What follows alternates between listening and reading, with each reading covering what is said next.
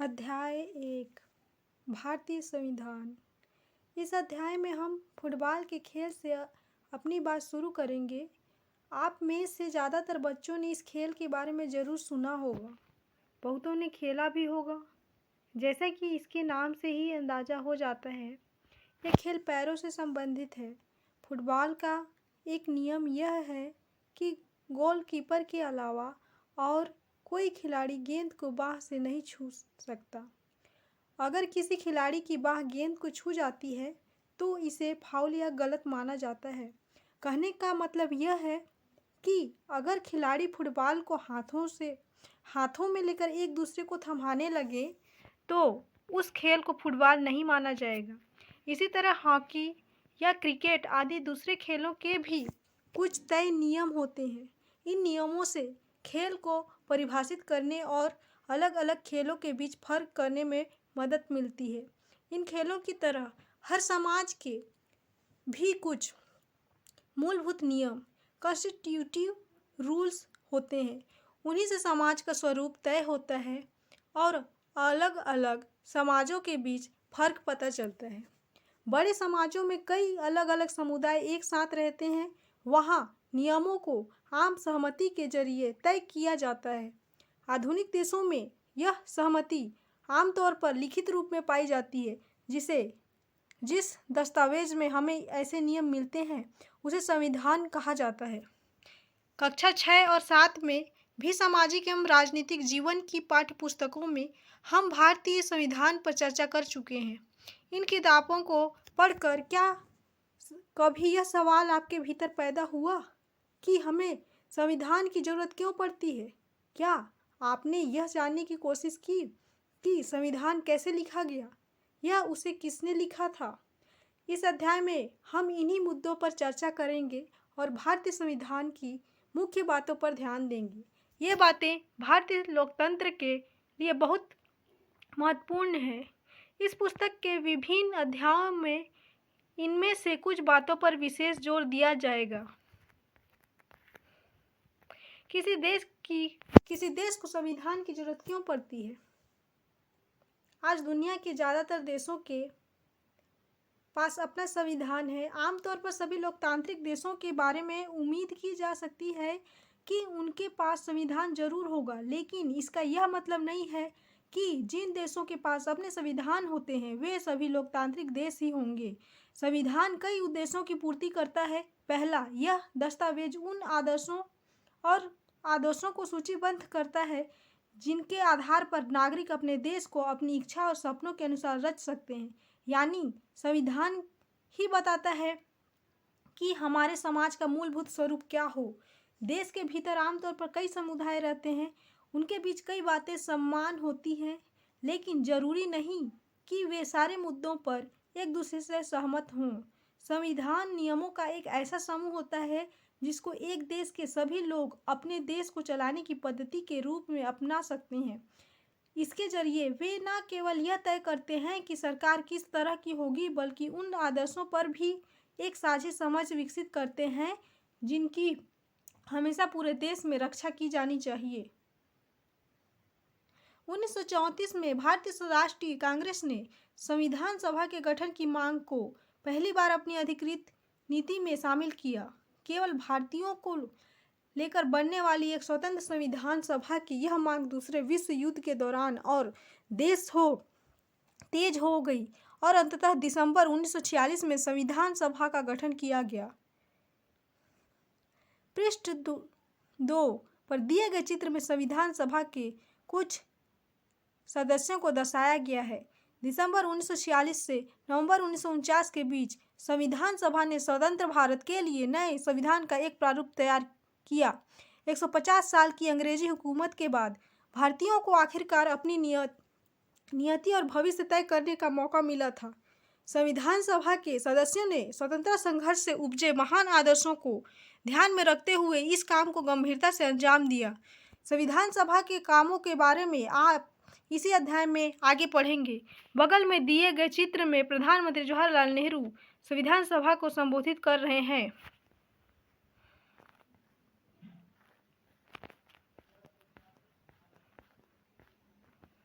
नेपाल में लोकतंत्र के लिए कई जन संघर्ष हो चुके हैं। 1990 में हुए संघर्ष के बाद लोकतंत्र की स्थापना हुई।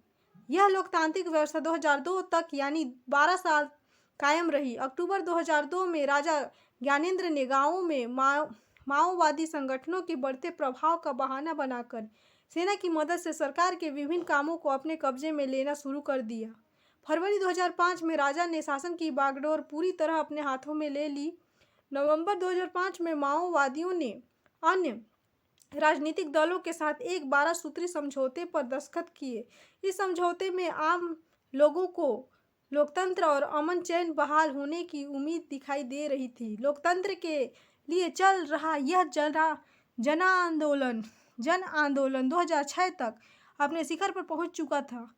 आंदोलनकारियों ने राजा की ओर से दी गई छोटी मोटी रियायतों को नामंजूर कर दिया और आखिरकार अप्रैल 2006 में राजा को तृतीय संसद बहाल करके राजनीतिक दलों को सरकार बनाने का मौका देना पड़ा। 2008 में राजतंत्र को खत्म करने के बाद नेपाल लोकतंत्र बन गया। 2006 में लोकतंत्र की मांग को लेकर चलने वाले जनतांत्रिक आंदोलन के दृश्य ऊपर के चित्रों में हैं।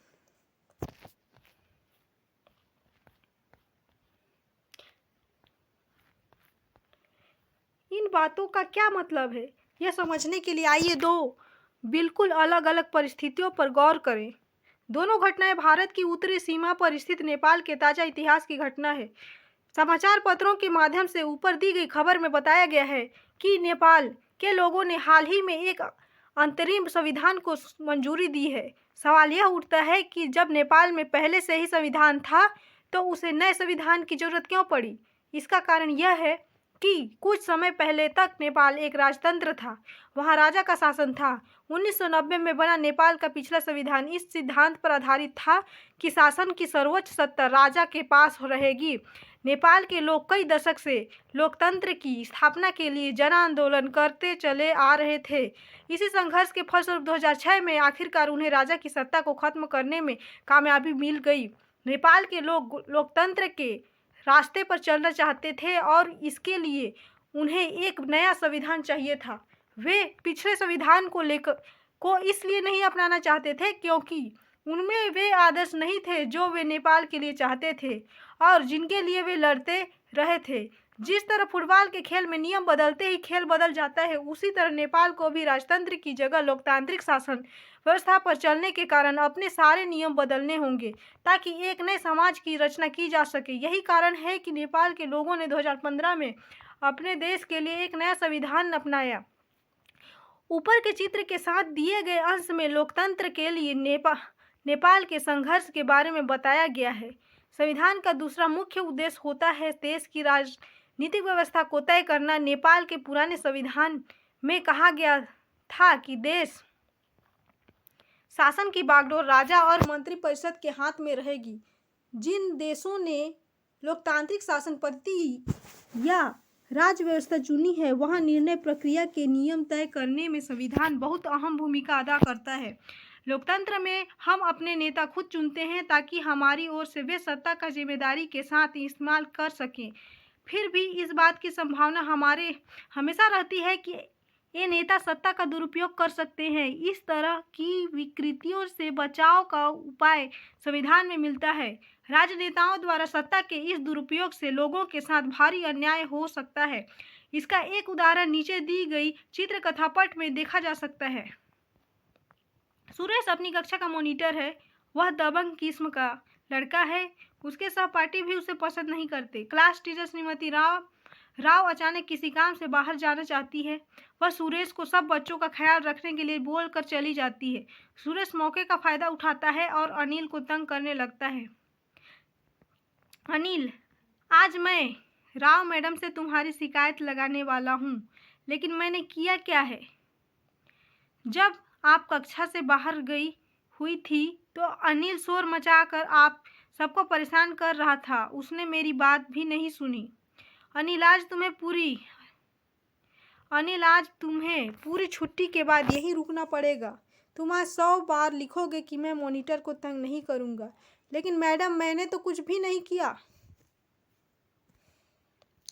लोकतांत्रिक समाजों में प्राय संविधान ही ऐसे नियम तय करता है जिसके द्वारा राजनेताओं के हाथों सत्ता के इस दुरुपयोग को रोका जा सकता है। भारतीय संविधान में ऐसे बहुत सारे कानून मौलिक अधिकारों वाले खंड में दिए गए हैं। वहां आपने पढ़ा था कि भारतीय संविधान देश के सभी व्यक्तियों को समानता का अधिकार देता है। हमारा संविधान कहता है कि धर्म, नस्ल, जाति, लिंग और जन्म स्थान के आधार पर देश के किसी भी नागरिक के साथ भेदभाव नहीं किया जा सकता। इस प्रकार समानता का अधिकार भारतीय संविधान में दिया गया एक मौलिक अधिकार है। लोकतंत्र में संविधान का एक महत्वपूर्ण काम यह होता है कि कोई भी ताकतवर समूह किसी दूसरे या कम ताकतवर समूह या लोगों के खिलाफ अपनी ताकत का इस्तेमाल ना करे। नीचे दिए गए चित्र कथा पट में कक्षा के भीतर की गई घटना के आधार पर इस बात को समझाया गया है। खेलों की घंटी शुरू होने वाली है। चलो आज कुछ अलग अलग खेलते हैं। बास्केटबॉल? नहीं, हम तो क्रिकेट ही खेलेंगे। शिक्षक इस विवाद को हल करने के लिए दोनों पक्षों को हाथ उठाकर अपनी राय बताने के लिए कहते हैं। यह तो होना ही था, लड़कों की संख्या कक्षा में ज़्यादा है। हा हा हा, हम जीत गए। हमें सदा वही करना पड़ता है जो लड़के चाहते हैं, क्योंकि उनकी संख्या कक्षा में ज़्यादा है। मैडम को फैसला लेने का कोई और तरीका सोचना चाहिए ताकि हमारी इच्छा पर भी गौर किया जाए। इस तरह के अस्वस्थ हालात लोकतांत्रिक समाजों में भी पैदा हो सकते हैं, जहां बहुमत वाला गुट लगातार ऐसे फैसले लागू करता रहता है जिसमें अल्पसंख्यकों की सहमति नहीं होती और उनका नुकसान होता है। जैसा कि इस चित्र कथा पट से पता चलता है, बहुमत की निरंकुशता का खतरा हर समाज में बना रहता है। संविधान में दिए गए नियमों से इस बात का ख्याल रखा जाता है कि अल्पसंख्यकों को किसी ऐसी चीज़ से वंचित न किया जाए जो बहुसंख्यकों के लिए सामान्य रूप से उपलब्ध है। अल्पसंख्यकों पर बहुसंख्यकों की इस निरंकुशता या दबदबे पर प्रतिबंध लगाना भी संविधान का महत्वपूर्ण कार्य है। यह दबदबा एक समुदाय द्वारा दूसरे समुदाय के ऊपर भी हो सकता है, जिसे अंतर सामुदायिक इंटर कम्युनिटी वर्चस्व कहते हैं। या फिर एक ही समुदाय के भीतर कुछ लोग दूसरों को दबा सकते हैं, जिसे अंतः सामुदायिक इंट्रा कम्युनिटी वर्चस्व कहते हैं। संविधान क्यों होना चाहिए? इसका तीसरा महत्वपूर्ण कारण यह है कि हम खुद को अपने आप से बचा सकें। यह बात सुनने में जरा अजीब लगती है। असल में इसका मतलब यह है कि कई बार हम किसी मुद्दे पर बहुत तीखे ढंग से सोचने लगते हैं। ऐसे विचार हमारे व्यापक हितों के लिए नुकसानदेह हो सकते हैं। संविधान हमारे ऐसी भावनाओं से बचाने में मदद करता है। ऐसे समझने के लिए नीचे के चित्र कथापथ को देखिए। शबनम दुविधा में है, उसे कुछ तय करना है। कल की परीक्षा के लिए मुझे 2 अध्याय पढ़ने हैं, लेकिन इस समय तो मेरा पसंदीदा टीवी कार्यक्रम आ रहा है। मैं इसे देखे बिना नहीं रह सकती, पर अगर मैं ऐसा करती हूँ तो मैं ये दोनों अध्याय नहीं पढ़ पाऊंगी। शबनम, तुम परेशान लग रही हो, क्या बात है? मुझे यह टीवी कार्यक्रम देखना है, लेकिन कल मेरी परीक्षा भी है। अगर आप लोग टीवी देखेंगे तो मेरा भी टीवी देखने का मन जरूर करेगा। मुझे एक बात सूझ रही है, अगर आज की रात कोई भी टीवी ना देखे तो तब शायद मेरा भी मन नहीं ललचाएगा। अच्छा हुआ मैंने कल टेलीविज़न नहीं देखा। उन आखिरी 2 अध्यायों में से इतने सारे सवाल आए हैं। संविधान हमारे ऐसे फैसले लेने से भी रोकता है जिससे उन बड़े सिद्धांतों को ठेस पहुंच सकती है जिनमें देश आस्था रखता है। उदाहरण के तौर पर हो सकता है कि लोकतंत्र को मानने वाले अधिकांश लोग गंभीरता से महसूस करने लगें कि दलगत राजनीति यानी पार्टी पॉलिटिक्स बहुत विकृत हो चुकी है। इसलिए अब चीज़ों को दुरुस्त करने के लिए किसी तानाशाह को ही शासन सौंप देना चाहिए या फौजी शासन हो जाना चाहिए।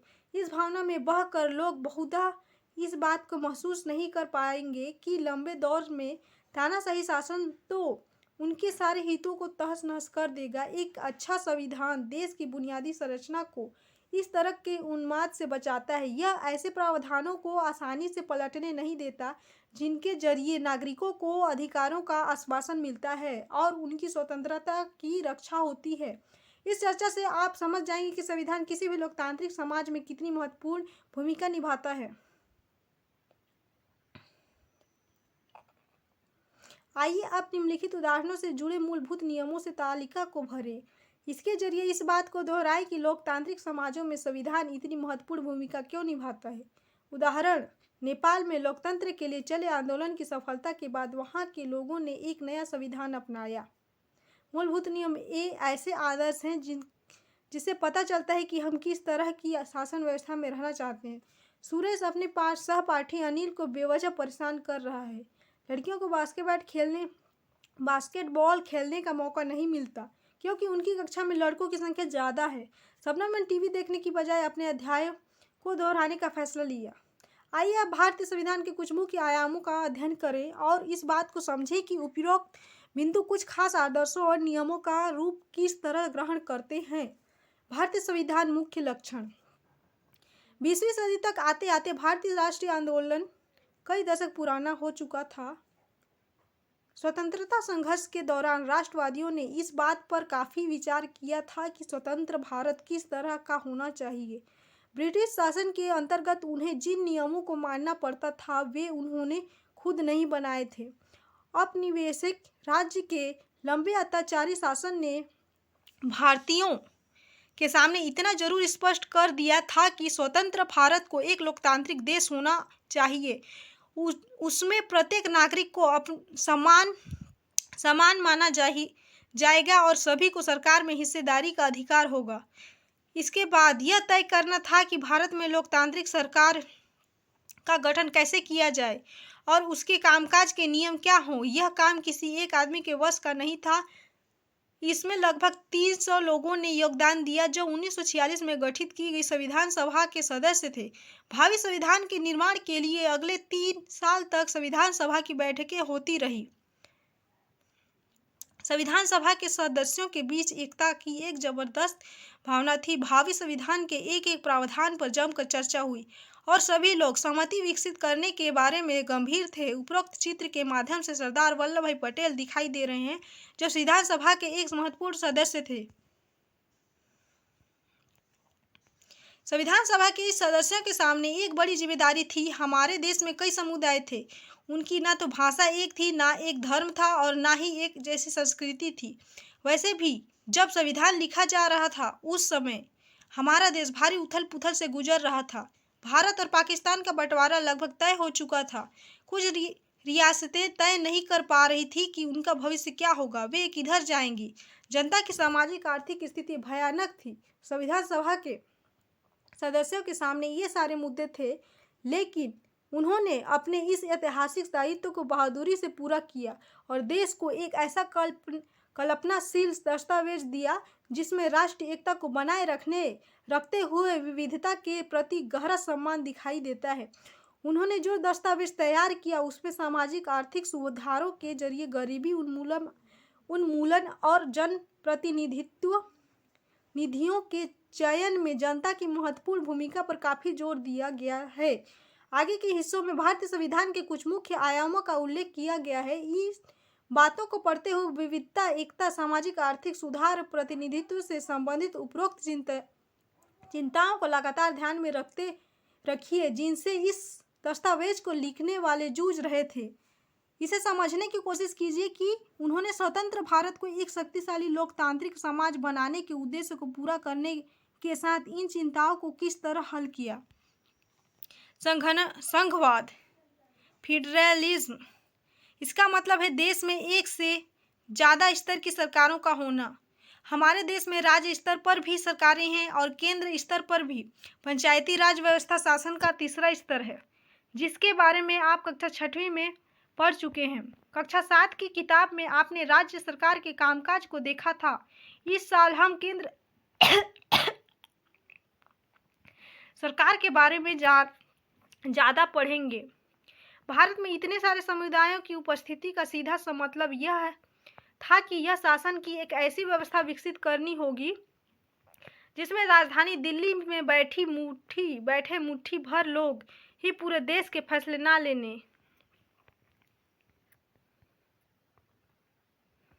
लें।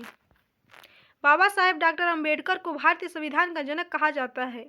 डॉक्टर अंबेडकर का विश्वास था कि संविधान सभा में उनकी हिस्सेदारी से अनुसूचित जातियों को संविधान के प्रारूप में कुछ सुरक्षात्मक व्यवस्था मिली है, लेकिन उन्होंने यह भी कहा था कि भले ही कानून बन गए हों, अभी अभी भी अनुसूचित जातियां बेफिक्र नहीं हो सकती, क्योंकि इन कानूनों का संचालन सवर्ण हिंदू अधिकारियों के हाथों में ही है। इसलिए उन्होंने अनुसूचित जातियों से आह्वान किया कि वे सरकार के अलावा लोक सेवाओं में भी बढ़ चढ़कर शामिल हों। जब संविधान सभा ने सार्वभौमिक वयस्क मताधिकार के सिद्धांत को स्वीकृति दी, तो सभा के सदस्य ए.के. अय्यर ने कहा था कि यह कदम आम आदमी और लोकतांत्रिक शासन की सफलता में गहरी आस्था का द्योतक और इस विश्वास पर आधारित है कि वयस्क मताधिकार के जरिए लोकतांत्रिक सरकार की स्थापना ज्ञानोदय लाएगी। यह आम आदमी के कुशल क्षेम, जीवन स्तर, सुविधा और बेहतर जीवन स्थिति को प्रोत्साहन देगी। Austin G 1966 the Indian constitution cornerstone of a nation college red and press Oxford लगे, इसलिए प्रांत स्तर पर भी सरकार की व्यवस्था की गई ताकि इलाकों के हिसाब से अलग फैसले भी लिए जा सके। भारत के सभी राज्यों को कुछ मुद्दों पर फैसले लेने का स्वायत्त अधिकार है। राष्ट्रीय महत्व के सवालों पर सभी राज्यों को केंद्र सरकार द्वारा बनाए गए कानूनों को मानना पड़ता है। कार्यक्षेत्र की स्पष्टता के लिए संविधान में कुछ सूचियां दी गई है, जिसमें बताया गया है कि कौन से स्तर की सरकार किन मुद्दों पर कानून बना सकती है। इसके साथ संविधान यह भी तय करता है कि प्रत्येक स्तर की सरकार अपने कार्यों के लिए पैसे का इंतजाम कहां से कर सकती है। संघवाद के अंतर्गत राज्य केवल केंद्रीय सरकार के प्रतिनिधि नहीं होते, उन्हें भी संविधान से ही अपनी ताकत और अधिकार मिलते हैं। भारत के सभी लोग इन सभी स्तरों की सरकारों द्वारा बनाए गए कानूनों और नीतियों के अंतर्गत आते हैं। संसदीय शासन पद्धति। सरकार के सभी स्तरों पर प्रतिनिधियों का चुनाव लोग खुद करते हैं। कक्षा 7 की किताब के शुरू में कांता की कहानी दी गई थी, जो वोट डालने के लिए कतार में खड़ी है। भारत का संविधान अपने सभी वयस्क नागरिकों को वोट डालने का अधिकार देता है। संविधान सभा के सदस्य जब संविधान की रचना कर रहे थे,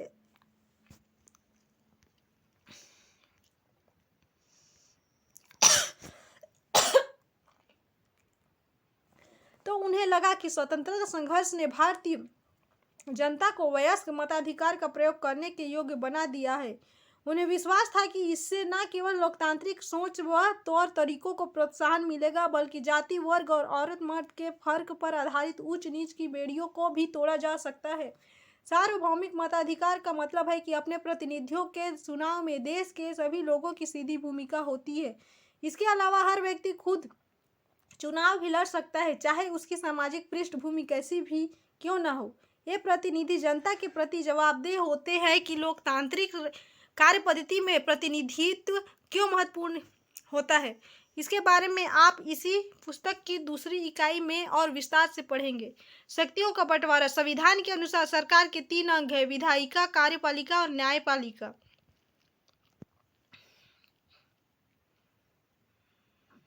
विधायिका में हमारे निर्वाचित प्रतिनिधि होते हैं।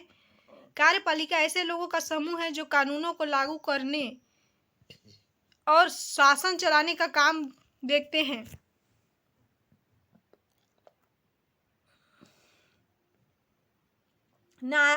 न्यायालयों की व्यवस्था को न्यायपालिका कहा जाता है, जिसके बारे में आप इस पुस्तक की इकाई 3 में पढ़ेंगे। सरकार की किसी भी शाखा द्वारा सत्ता के दुरुपयोग को रोकने के लिए प्रावधान किया गया है। इन सभी अंगों की शक्तियां एक दूसरे से अलग होती है। शक्तियों के इस बंटवारे के आधार पर प्रत्येक अंग दूसरे अंग पर अंकुश रखता है और इस तरह तीनों अंगों के बीच सत्ता का संतुलन बना रहता है। इस अध्याय में राज्य शब्द का अक्सर इस्तेमाल किया गया है। ध्यान रखें, इसका मतलब राज्य सरकारों से नहीं। जब हम राज्य शब्द का इस्तेमाल करते हैं तो हम उसे सरकार से भिन्न अर्थ में लेते हैं। सरकार की जिम्मेदारी होती है कि कानून बनाना और लागू करना, लेकिन चुनाव के जरिए सरकार बदल सकती है। पर राज्य एक ऐसी राजनीतिक संस्था होती है जो निश्चित भूभाग में रहने वाले समप्रभु लोगों का प्रतिनिधित्व करती है। इस आधार पर हम भारतीय राज्य, नेपाली राज्य आदि की बात कर सकते हैं। भारतीय राज्य की एक लोकतांत्रिक सरकार है सरकार या कार्यपालिका। राज्य का एक हिस्सा होती है। राज्य का मतलब सरकार से नहीं से कहीं ज़्यादा व्यापक होता है। उसे सरकार के स्थान पर इस्तेमाल नहीं किया जा सकता। संविधान सभा के सदस्यों को भय था कि कहीं कार्यपालिका इतनी ताकतवर ना हो जाए कि विधायिका के प्रति अपने दायित्वों की उपेक्षा ही करने लगे। इस आशंका को ध्यान में रखते हुए सभा ने ऐसे कई प्रावधानों को संविधान में शामिल किया जिसके जरिए शासन की कार्यकारी शाखा द्वारा की जाने वाली कार्रवाइयों को सीमित और नियंत्रित किया जा सके। भारतीय संविधान में उल्लेखित मौलिक अधिकारों में से कुछ अधिकार। पहला, समानता का अधिकार। कानून की नज़र में सभी लोग समान हैं। इसका मतलब है कि सभी लोगों को देश का कानून बराबर सुरक्षा प्रदान करेगा। इस अधिकार में यह भी कहा गया है कि धर्म, जाति या लिंग के आधार पर किसी भी नागरिक के साथ भेदभाव नहीं किया जा सकता। खेल के मैदान, होटल, दुकान इत्यादि सार्वजनिक स्थानों पर सभी को बराबर पहुंच का अधिकार होगा। रोजगार के मामले में राज्य किसी के साथ भेदभाव नहीं कर सकता, लेकिन इसके कुछ अपवाद हैं जिनके बारे में किसी किताब में हम आगे पढ़ेंगे। छुआछूत की प्रथा का भी उन्मूलन कर दिया गया है। स्वतंत्रता का अधिकार। इस अधिकार के अंतर्गत अभिव्यक्ति और भाषण की स्वतंत्रता, सभा संगठन बनाने की स्वतंत्रता, देश के किसी भी भाग में आने जाने और रहने तथा कोई भी व्यवसाय, पेशा या कारोबार करने का अधिकार शामिल है। शोषण के विरुद्ध अधिकार। संविधान में कहा गया है कि मानव व्यापार, जबरिया श्रम और 14 वर्ष से कम उम्र के बच्चों को मजदूरी पर रखना अपराध है। धार्मिक स्वतंत्रता का अधिकार। सभी नागरिकों को पूरी धार्मिक स्वतंत्रता दी गई है। प्रत्येक व्यक्ति को अपनी इच्छा का धर्म अपनाने, उसका प्रचार प्रसार करने का अधिकार है। पांचवा, सांस्कृतिक और शैक्षणिक अधिकार। संविधान में कहा गया है कि धार्मिक या भाषाई सभी अल्पसंख्यक समुदाय अपनी संस्कृति की रक्षा और विकास के लिए अपने अपने शैक्षणिक संस्थान खोल सकते हैं। छठवां, संवैधानिक उपचार का अधिकार। यदि किसी नागरिक को लगता है कि राज्य द्वारा उसके किसी मौलिक अधिकार का उल्लंघन हुआ है तो इस अधिकार का सहारा लेकर वह अदालत में जा सकता है। मौलिक अधिकार। मौलिक अधिकारों का वाला खंड भारतीय संविधान की अंतरात्मा भी कहलाता है।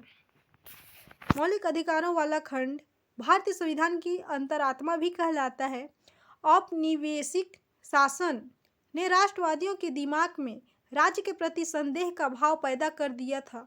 इसलिए राष्ट्रवादी चाहते थे कि स्वतंत्र भारत में राज्य की सत्ता के दुरुपयोग से बचने के लिए कुछ लिखित अधिकार होने चाहिए। लिहाजा मौलिक अधिकार देश के सभी नागरिकों को राज्य की सत्ता के मनमाने और निरंकुश इस्तेमाल से बचाते हैं। इस तरह संविधान राज्य और अन्य व्यक्तियों के अधिकारों की रक्षा करता है। विभिन्न अल्पसंख्यक समुदाय भी चाहते थे कि संविधान में ऐसे अधिकारों को शामिल किया जाए जो उनके समूह की रक्षा कर सके। फलस्वरूप बहुसंख्यकों से अल्पसंख्यकों की अधिकार की रक्षा का आश्वासन भी संविधान में दिया गया है। इन मौलिक अधिकारों के बारे में डॉक्टर अंबेडकर ने कहा था कि इनका दोहरा उद्देश्य है कि पहला, हर एक नागरिक ऐसी स्थिति में हो कि वह उन अधिकारों के लिए दावेदारी कर सके, और दूसरा, ये अधिकार हर उस संस्था और संस्था के लिए बाध्यकारी हो जिसे कानून बनाने का अधिकार दिया गया है। मौलिक अधिकारों के अलावा हमारे संविधान में इस खंड नीति निर्देशक तत्वों का भी है। संविधान सभा के सदस्यों ने यह खंड इसलिए जोड़ा था ताकि और ज़्यादा सामाजिक और आर्थिक सुधार लाए जा सके। वे चाहते थे कि स्वतंत्र भारतीय राज्य जनता की गरीबी दूर करने वाले कानून और नीतियां बनाते हुए इन सिद्धांतों को मार्गदर्शक के रूप में हमेशा अपने सामने रखें। निम्नलिखित परिस्थिति में कौन से मौलिक अधिकारों का उल्लंघन हो सकता है? यदि 13 साल का एक बच्चा कालीन के कारखाने में मजदूरी करता है। शोषण के विरुद्ध अधिकार। यदि किसी राज्य का कोई नेता दूसरे राज्यों के लोगों को अपने राज्य में काम करने से रोकता है।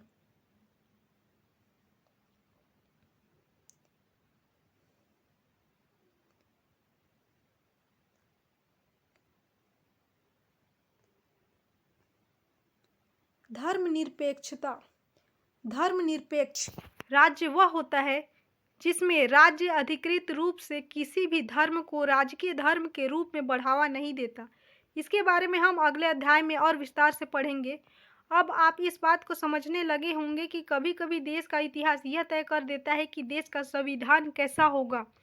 संविधान उन आदर्शों को तय करने में एक महत्वपूर्ण भूमिका निभाता है जिन्हें हम अपने देश और अपने प्रतिनिधियों के जरिए साकार करना चाहते हैं। जिस तरह फुटबॉल के नियम बदलते ही खेल बदल जाता है, उसी तरह जिस देश के संविधान में भारी बदलाव आ जाते हैं, वहाँ देश का बुनियादी स्वरूप भी बदल जाता है। हम नेपाल में यह देख चुके हैं, वहाँ लोकतंत्र बनाने की जरूरत के साथ ही एक नए संविधान की जरूरत भी पैदा हो गई थी। ऊपर हमने भारतीय संविधान के जिन आयामों का जिक्र किया है, वे कई बार काफ़ी जटिल दिखाई देते हैं और उन्हें समझने में मुश्किल भी महसूस होती है। लेकिन अभी आप इस बारे में ज़्यादा फिक्र ना करें। इस पुस्तक के बाकी अध्यायों में और अगली कक्षाओं में भारतीय संविधान के इन सभी पहलुओं के बारे में आप लगातार सीखते जाएंगे, ठोस रूप से उनका अर्थ जान पाएंगे। धन्यवाद। संविधान में मूल कर्तव्यों का भी उल्लेख किया गया है। अपने शिक्षक की सहायता से पता लगाएं कि वे कर्तव्य कौन से हैं और लोकतंत्र में नागरिकों द्वारा इन कर्तव्यों का पालन करना क्यों महत्वपूर्ण है। 11 मौलिक कर्तव्यों में से प्रत्येक से संबंधित रेखाचित्र, तस्वीरें बनाएं अथवा उन पर कविताएं, गीत लिखें तथा कक्षा में इस पर चर्चा करें। उपरोक्त तस्वीरों में 24 जनवरी 1950 को संविधान सभा के विभिन्न सदस्य अपनी आखिरी बैठक में संविधान की एक प्रति पर हस्ताक्षर कर रहे हैं। सबसे ऊपर वाले चित्र में प्रधानमंत्री जवाहरलाल नेहरू दस्तखत कर रहे हैं। दूसरे चित्र में संविधान सभा के अध्यक्ष डॉक्टर राजेंद्र प्रसाद हैं। सबसे निचले चित्र में दाएं से बाएं क्रम में ये लोग दिखाई दे रहे हैं: श्री जयराम दास, दौलत राम, खाद्य एवं कृषि मंत्री राजकुमारी अमृत कौर, स्वास्थ्य मंत्री डॉक्टर जॉन मथई, वित्त मंत्री सरदार वल्लभ भाई पटेल, उप प्रधानमंत्री तथा उनके पीछे श्री जगजीवन राम श्रम मंत्री खड़े हैं।